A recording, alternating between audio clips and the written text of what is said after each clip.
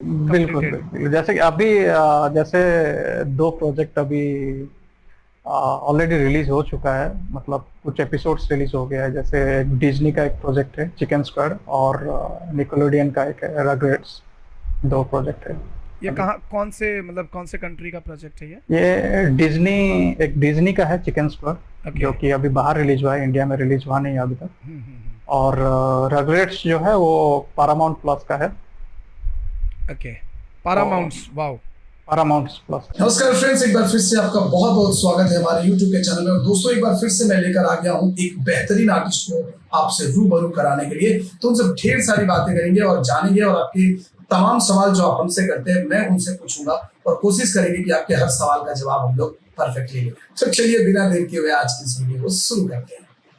तो सबसे पहले प्रियव्रत जी, आप मुझे ये बताइए कि आप कहाँ से हो? मैं हूँ एक्चुअली उड़ीसा से, सोनपुर डिस्ट्रिक्ट से हूँ ग्रेट। एग्जैक्टली। ग्रेट। तो आपका एकेडमिक क्वालिफिकेशन क्या रहा था प्रियव्रत? एकेडमिक क्वालिफिकेशन मैं BSc graduate with botany honours. Very nice. And इस फील्ड में आने का आपने कैसे इस एक्चुअली बहुत पहले से आना था मुझे। फिर के? बहुत कुछ ट्राई करने के बाद फिर लास्ट में मैं ये फील्ड में आया। ग्रेट। सो आपने लाइक कितना दिन का कोर्स किया है?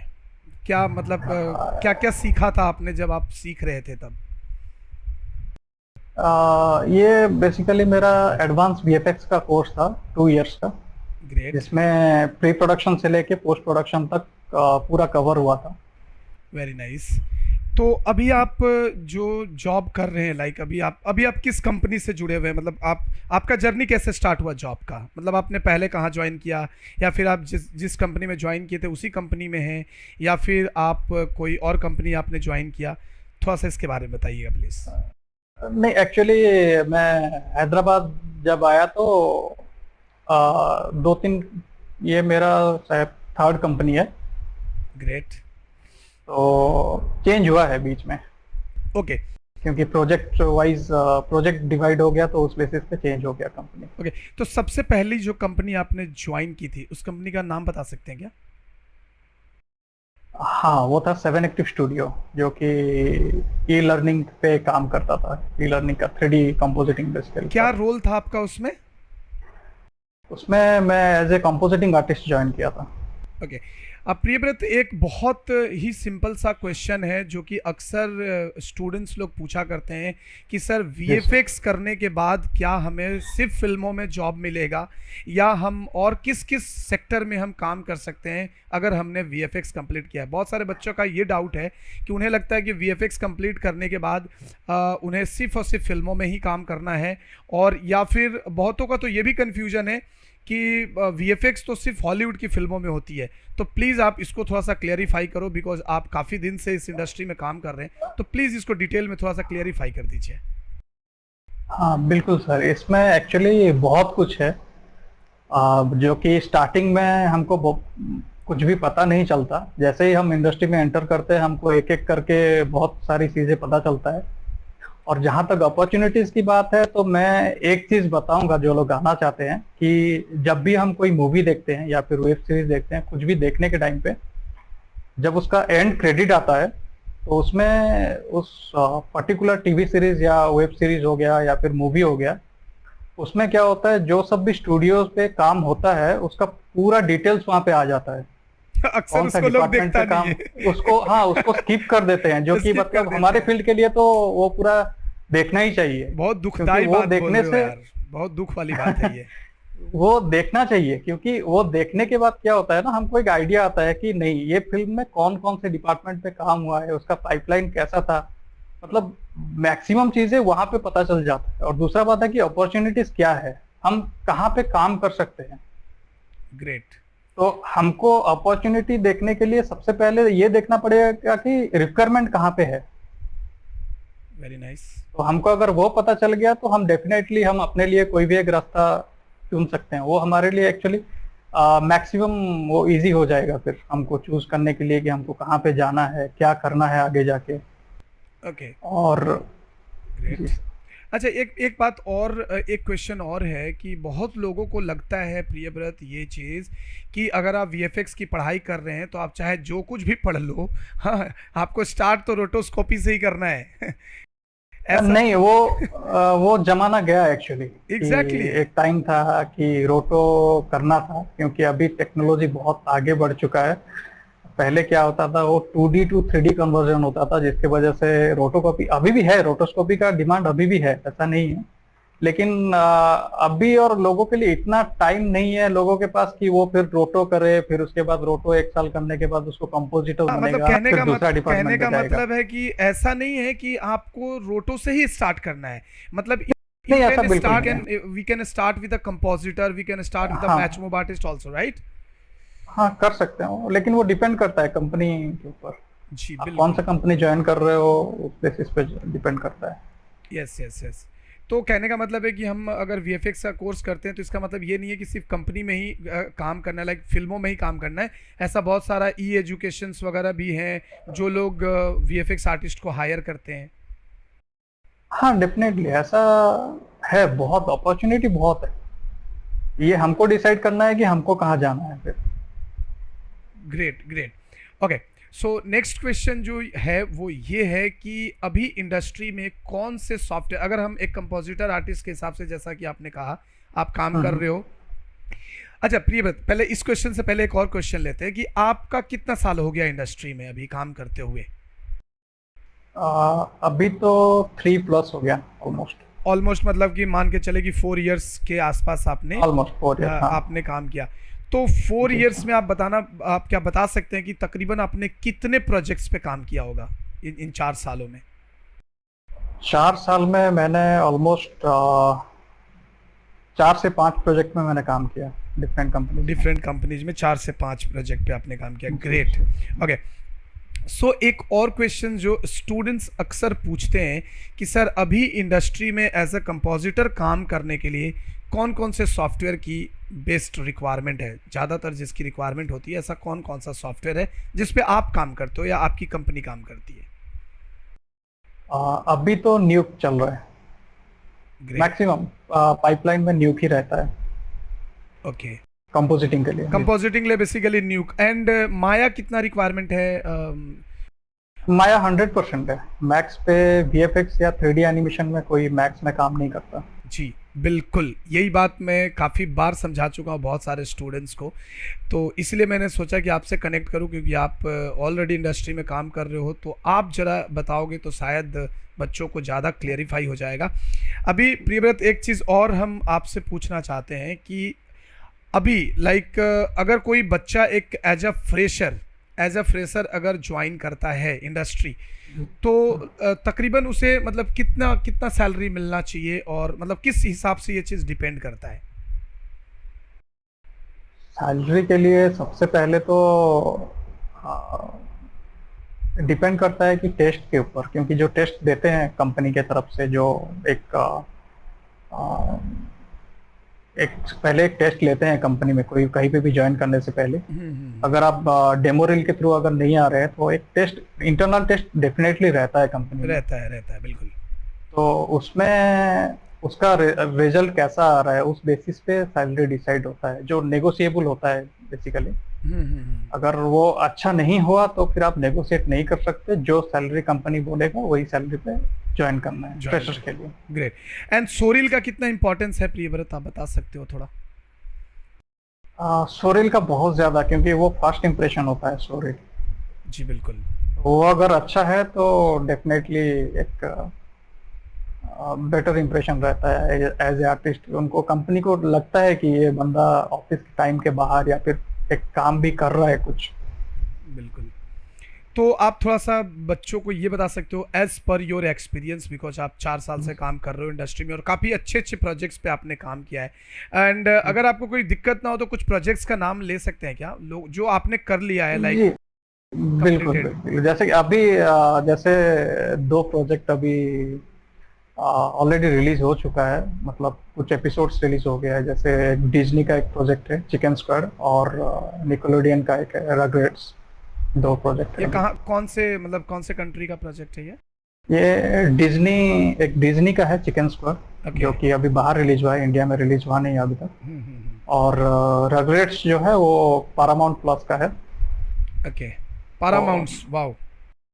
पारामाउंट प्लस का निकोलोडियन का ये सीरीज है निकलोडियन का है। रगरेट्स। ये पहले 90s का सीरीज था, 2D में आता था ये कार्टून। हम्म। अभी उसको 3D में कन्वर्ट करके अभी 3D पाइपलाइन में पूरा कंप्लीट बन रहा है पूरा एपिसोड। ग्रेट ग्रेट, बहुत मतलब अमेजिंग वर्क यार। और एक चीज़ मैं आपसे पूछना चाहूँगा, क्योंकि हमारे पास तो सवालों के बहुत सारे मतलब पूरा लिस्ट मैंने जी बना सर, कर रखा बिल्कुल था बिल्कुल बिल्कुल। कि क्योंकि मैं बच्चों को क्या होता है ना कि उन्हें उन्हें प्रूफ चाहिए। लाइक अभी के टाइम में उन्हें प्रूफ बिल्कुल चाहिए कि बिल्कुल। यार मुझे पता नहीं सर जो बोल रहे हैं वो पता नहीं झूठ बोल रहे हैं सच बोल रहे हैं, क्योंकि उन्हें तो मेरे बारे में नहीं पता। वो मेरे साथ यूट्यूब के जरिए इंस्टाग्राम के जरिए जुड़े हुए होते हैं। हम हालांकि बहुत कोशिश करता हूं मैं कि उनके हर सवाल का जवाब दूं, लेकिन इसलिए खास करके आपको बुलाया। और क्योंकि आप जैसे आर्टिस्ट जो आप लोग इतने दिन से आप काम कर रहे हो, तो ये कहीं ना कहीं स्टूडेंट्स को एक मोटिवेशन मिलता है कि हम भी कर सकते हैं, राइट, हम भी कर सकते हैं। तो इसलिए खास करके आपसे जुड़ने का हमने प्लान किया था कि चलो ताकि बच्चों को थोड़ी सी मोटिवेशन मिल जाए। एक सवाल और है कि सर इस इंडस्ट्री में करियर जी। ग्रोथ कैसा है? लाइक अगर सपोज मान लीजिए कि अगर मैं आज ज्वाइन करता हूं, तो आने वाले 4-5 साल में जो हमारा ग्रोथ होगा किस तरीके का होगा, किन किन चीज़ों पे डिपेंड करता है, उसके लिए हमें क्या करना होगा? सबसे पहले जो मैं बोलूँगा कि स्किल चाहिए उसके लिए। डेली बेसिस में और रेगुलर बेसिस में अपना खुद का स्किल हमेशा अपग्रेड करना पड़ेगा ग्रोथ के लिए बिल्कुल। इंडस्ट्री में। क्योंकि अगर एक कंपनी में, एक टीम में अगर 10 मेंबर्स है, अगर 10 मेंबर्स अगर एक ही काम कर रहे हैं, तो डेफिनेटली वहाँ पे किसी का ग्रोथ होने वाला है नहीं। हम्म। अगर उन 10 से आगे बढ़ना है तो डेफिनेटली एक ऐसा स्किल रहना चाहिए जो कि उन सबसे डिफरेंट हो। बिल्कुल। तो उस बेसिस पे जैसे कि प्रमोशन भी उस बेसिस पे मिलता है कि आप कैसे काम कर सकते हो, आप कैसे प्रोजेक्ट को हैंडल कर रहे हो, प्रेशर कैसे आप हैंडल कर सकते हो।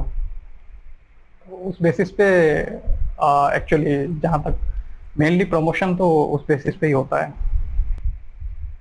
तो फिर भी अगर आ, अगर बात किया जाए ग्रोथ की, तो सपोज अगर एक बंदा अगर हाँ। इस इंडस्ट्री में अगर चाहता है कि उसे अगर यकीन नहीं हो रहा है, एंड वो उसे ये जानना बहुत, उसके लिए भी ये जानना बहुत ज़रूरी है जो पहली बार इस इंडस्ट्री में आ रहा है। तो जी। अगर ग्रोथ की हम बात करें तो सपोज एक बंदा मतलब किस तरीके की सैलरी हाइक होती है यहाँ पे? अगर एक अच्छा, बंदा, सैलरी हाइक। हाँ, अगर ओके, एक बंदा हाँ। अच्छा अच्छा एक्सपीरियंस मतलब एक बंदा अच्छा आर्टिस्ट है, बंदा अगर अच्छा ओके। आर्टिस्ट है, अच्छा स्किल कैरी करता है, लाइक उसके अंदर में वो आर्टिस्टिक एक बात है, तो मतलब किस तरीके की हाइक होती है इस इंडस्ट्री में? आ, ये एक्चुअली बहुत सारे फैक्टर्स पे डिपेंड करता है सैलरी हाइक। बिल्कुल। ऐसा नहीं है कि बेसिकली ये एक बोल सकते हैं एक कॉम्प्लिकेटेड प्रोसेस है, हम्म। लेकिन होता है, अच्छा होता है। मतलब अगर अच्छा काम अगर अच्छा है, आउटपुट एक किसी भी एक बंदे का अगर आउटपुट अच्छा है तो डेफिनेटली उसका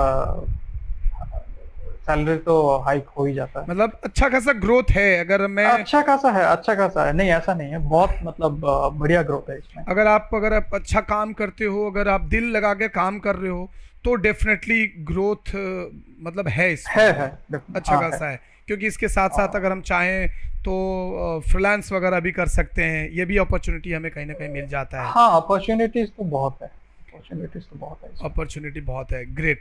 अच्छा, और एक सवाल है आपसे कि एक बंदा अगर सपोज मान लो कि एक फ्रेशर है जो अभी पढ़ाई कर रहा है, राइट, जी अभी वो जी। पढ़ाई कर रहा है, सपोज वो वीएफएक्स की पढ़ाई कर रहा है, बिकॉज आप वीएफएक्स से हो, तो ज़्यादातर मेरा क्वेश्चंस भी मैं आपसे वीएफएक्स से रिलेटेड ही पूछना चाहता हूँ कि अगर आप वीएफएक्स का एक पढ़ाई कर रहे हो, तो आपको क्या लगता है प्रियव्रत, बिकॉज आप भी एक टाइम पे स्टूडेंट थे और आपने जी अपनी मेहनत और अपने स्किल के बदौलत आपको एक जॉब मिला और अच्छा खासा आप उसमें सर्वाइव कर रहे हो।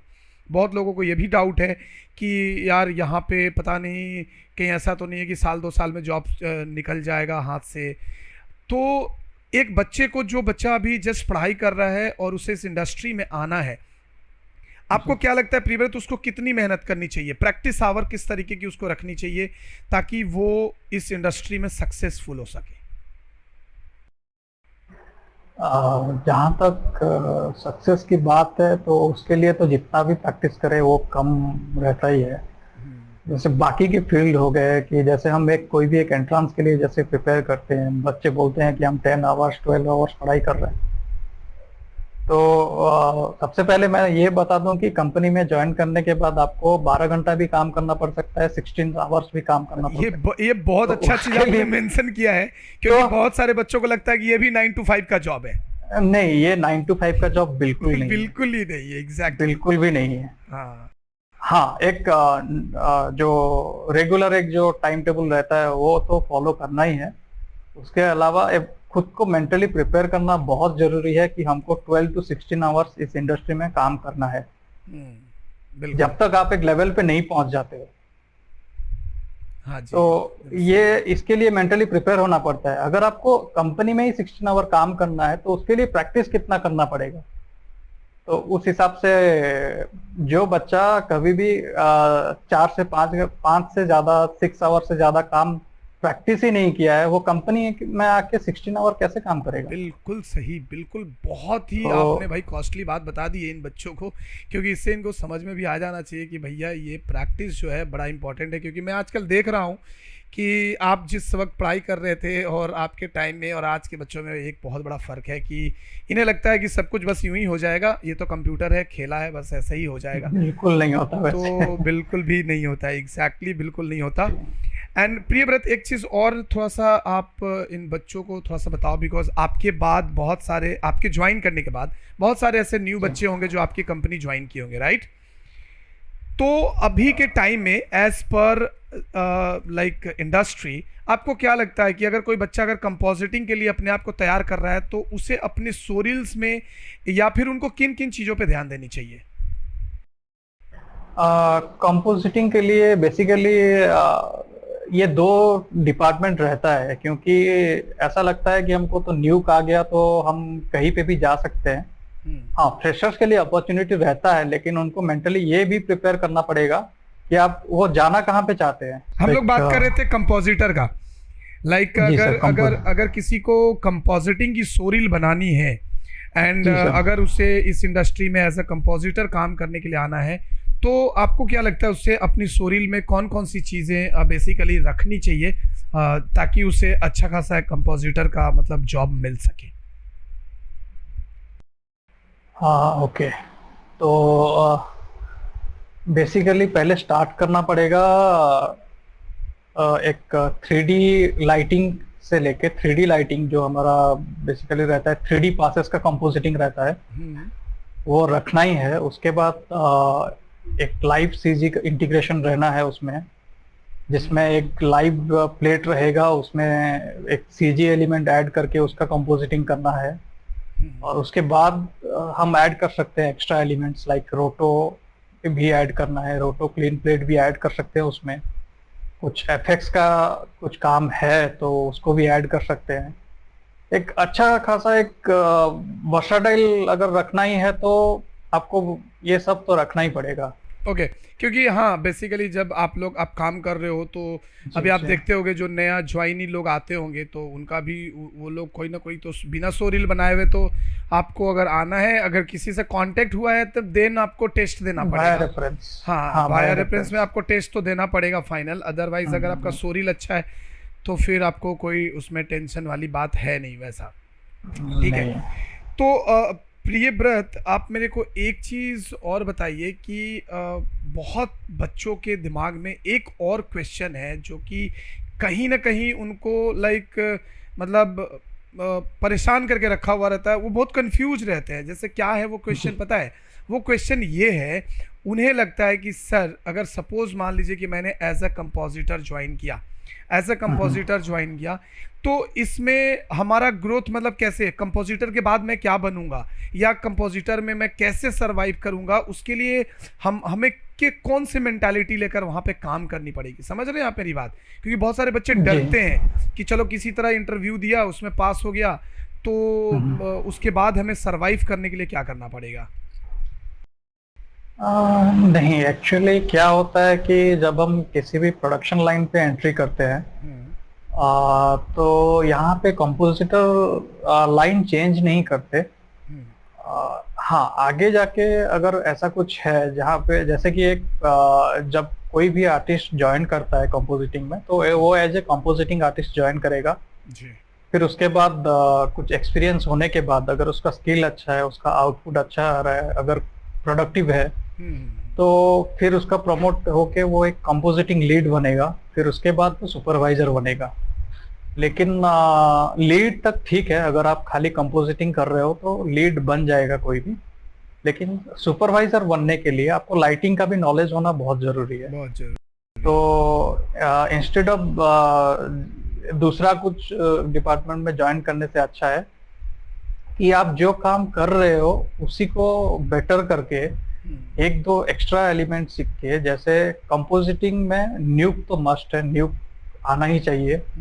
उसके बाद अब आप अगर माया में थोड़ा बहुत लाइटिंग का नॉलेज है, लाइटिंग कर सकते हो, या फिर एफएक्स का नॉलेज है, या फिर कुछ एडिटिंग का नॉलेज है, तो ये सब थोड़ा हेल्पफुल रहता है। क्योंकि हम क्या करते हैं, जब कंपोजिटिंग में काम करने के टाइम पे जो हमारा जो कोऑर्डिनेशन रहता है वो हमारा पहला डिपार्टमेंट रहता है लाइटिंग का, और उसके बाद का डिपार्टमेंट रहता है एडिटिंग का। क्योंकि फाइल हमको जो इनपुट आता है वो लाइटिंग से आता है, और हम कंपोजिटिंग होने के बाद वो जाता है एडिटिंग को।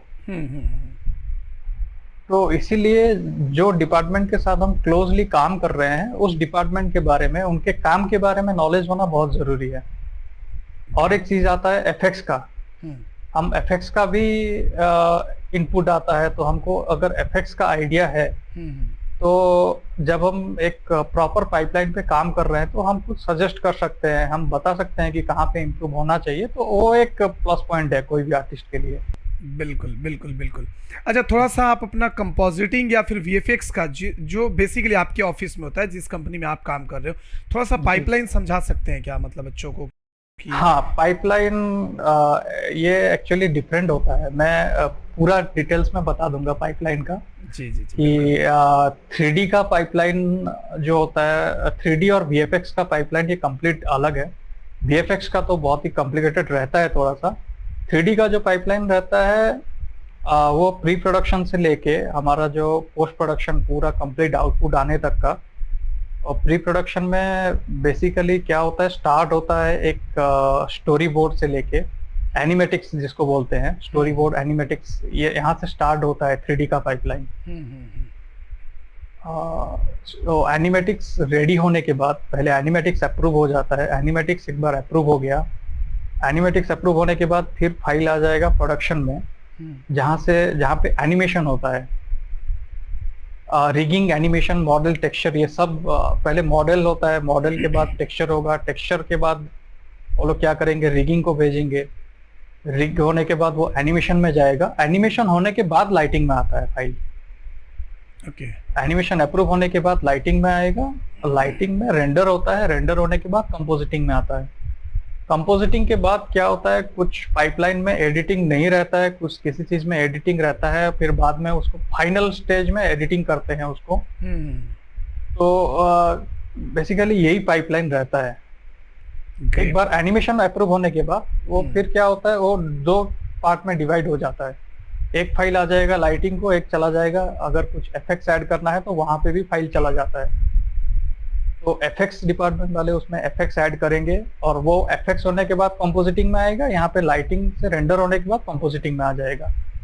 तो जब कोई भी फाइल कंपोजिटिंग में आता है तो उसमें एफएक्स का इनपुट रहता है और लाइटिंग का इनपुट रहता है।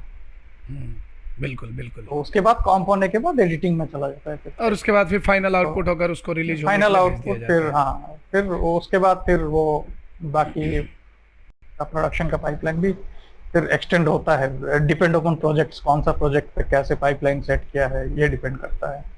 Okay okay. प्रियव्रत, एक आखिरी क्वेश्चन पहले मैं आपसे पूछ लेना चाहता हूँ कि as per your experience, because आप एक कंपनी के साथ जुड़े हो और आपने 3-4 कंपनी में काम भी किया है, काफ़ी अच्छे अच्छे प्रोजेक्ट्स पे भी आपने काम किए हैं, तो मुझे थोड़ा सा एक चीज़ बताइए कि क्या आपको क्या लगता है कि अभी एफएक्स के लिए, क्योंकि बहुत सारे बच्चे ने मुझसे पूछा है कि सर एफएक्स आर्टिस्ट बनने के लिए क्या करना होगा, तो आपको क्या लगता है एफएक्स बनने के लिए एज अ फ्रेशर रिक्रूटमेंट होती है कंपनी में, या फिर थोड़ी सी एक्सपीरियंस चाहिए?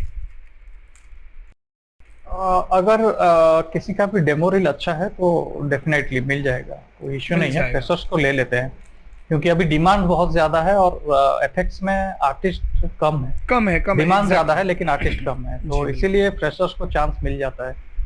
कुछ नहीं ग्रेट है। ग्रेट। सो एंड चलिए, तो सवाल का जो सिलसिला था यहाँ पे हम करते हैं ख़त्म। और आखिरी एक चीज़ मैं आपसे कहना चाहूँगा प्रियव्रत, कि क्या आप हमारे ऑडियंस को, यानी कि हमारे जो बच्चे जो हमारे चैनल को देखते हैं और बहुत कुछ सीखने की कोशिश करते हैं, आप प्लीज़ उनके लिए कुछ चीज़ें बताओ, उन्हें कुछ सजेशन दीजिए आप अपने एक्सपीरियंस के हिसाब से, ताकि उन्हें करियर चूज़ करने में और ताकि किसी भी तरह का उन्हें कन्फ्यूजन ना हो। सो प्लीज़ आप अपने तरफ से क्या कहना चाहते हैं इन बच्चों को? जी, पहले तो मैं ये बताऊंगा कि जो भी मूवी देखते हैं कहीं पे भी एक इंस्पिरेशन चाहिए, जो इंस्पिरेशन चाहिए वो किस कहीं से भी ले सकते हैं, लेकिन अगर आप ये फील्ड में आना चाहते हैं तो पहले आपको देखना पड़ेगा कि यहाँ पे अपॉर्चुनिटीज कहाँ कहाँ पे है। हम्म, तो उसको जानने के लिए पहले मूवी का जो क्रेडिट्स जो आता है, एंड क्रेडिट्स जो आता है, उसको जो लोग अवॉइड करते हैं उसको अवॉइड नहीं करना है। फिर उसके बाद आपको पता चल जाएगा कि एक मूवी में क्या डिमांड्स रहते हैं, कहाँ पे काम होता है, तो उस बेसिस पे एक क्लियर आइडिया माइंड पे रखना है कि हमको क्या करना है। एक बार वो क्लियर हो गया तो उसके लिए हमको कौन कौन सा सॉफ्टवेयर पे काम करना पड़ेगा, एक प्रोडक्शन का पाइपलाइन कैसा रहता है, और हम अपने आप को वो पाइपलाइन में कहाँ पे फिट कर सकते हैं। तो एक बार वो क्लियर हो गया तो हमारे लिए आगे का जो काम है वो बहुत इजी हो जाएगा। Great great. अच्छा, एक क्वेश्चन मैं पूछना बहुत इंपॉर्टेंट था जो मैं पूछना भूल गया था, I am sorry for that. एक बहुत इंपॉर्टेंट क्वेश्चन है प्रियव्रत, कि ये जो लॉकडाउन का सिलसिला चला काफ़ी 2 साल से, एंड अभी भी हम लोग इससे बाहर नहीं निकले हैं, तो प्रियव्रत ये लॉकडाउन में जो बाकी बहुत सारे कंपनीज में हमने सुने हैं कि वहाँ से आर्ट मतलब लोगों को निकाला जा रहा है एंड ऑल दैट, दूसरे दूसरे फील्ड में, जी। इस इंडस्ट्री में लॉकडाउन में क्या सिचुएशन था? काम कैसा था, काम का प्रेशर कैसा था? थोड़ा सा प्लीज बताइए ताकि इनको ये समझ में आ जाए कि ये इंडस्ट्री लॉकडाउन हो या जो भी हो उससे कितना अफेक्टेड होता है या नहीं होता है। कैसा था लॉकडाउन में ये इस इंडस्ट्री का काम? नहीं, एक हार्ड फैक्ट ये है कि काम रहता है, लॉकडाउन हो या कुछ भी हो, लॉकडाउन में ज्यादा काम रहता है एग्जैक्टली। क्योंकि लोग घर पे बैठे रहते हैं और ये जो वेब सीरीज या हाँ, फिर उन्हें जो भी कुछ ओटीटी मसाला, उन्हें प्लेटफॉर्म कुछ इतना मसाला डेवलप हो गया, चाहिए। हाँ। ये इतना डेवलप हो गया अभी कि इस पे चलाने के लिए कुछ तो चाहिए। ओटीटी में जब चलेगा तो उसके लिए एक्चुअली डिमांड बहुत बढ़ गया, काम आता गया। हाँ, थोड़ा सा मुश्किल ये होता है कि काम ज्यादा करना पड़ता है इसलिए क्योंकि लॉकडाउन पे हम जो नया आर्टिस्ट रहते हैं उनको ले नहीं सकते। बिल्कुल बिल्कुल। तो जो एक प्रोजेक्ट नया आ जाता है हम्म, लेकिन नए आर्टिस्ट नहीं आ पाते, हम्म, इसके वजह से क्या होता है कि आपको एक साथ 2 मेंबर्स का काम करना पड़ेगा, थोड़ा सा प्रेशर ज्यादा आ जाएगा। हम्म। तो ये सिचुएशन रहा है लॉकडाउन में। लेकिन ओवरऑल देखा जाए तो इस इंडस्ट्री में काम की कोई कमी नहीं रही है, राइट? मतलब काम की बिल्कुल कमी नहीं रहेगा, बहुत काम है बहुत इंडस्ट्री। काम है, उल्टा बल्कि काम बढ़ गया था क्योंकि लोगों को मसाला चाहिए था घर में बैठ के देखने के लिए। हाँ और, हाँ और जो कहीं ना तो कहीं आप लोग तैयार कर रहे थे।